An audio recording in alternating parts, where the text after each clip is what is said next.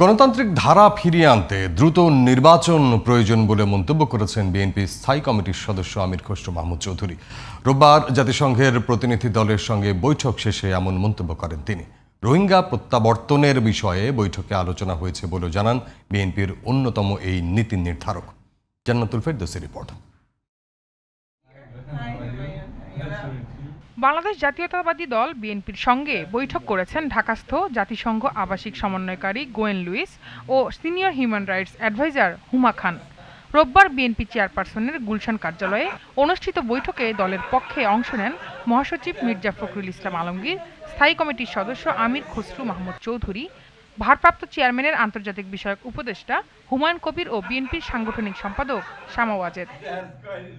বৈঠক শেষে আমির খসরু মাহমুদ চৌধুরী বলেন, আগামী নির্বাচন সফল করতে জাতিসংঘ প্রতিনিধি দলের সাথে ফলপ্রসূ আলোচনা হয়েছে।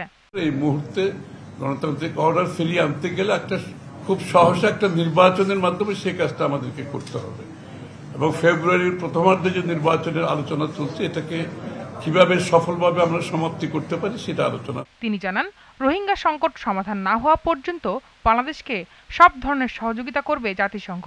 বাংলাদেশের রোহিঙ্গাদের সহায়তার ব্যাপারে বাংলাদেশ সরকার এবং বিদেশিদের একসাথে একযোগে রোহিঙ্গাদের যে কক্সবাজারে অবস্থান, তাদের আগামী দিনের ভবিষ্যৎ কিভাবে তাদের যতদিন তারা প্রত্যাবর্তন করা না যায় ততদিন তাদের বিষয়ে যে জাতিসংঘের সমর্থন ব্যক্ত করেছে।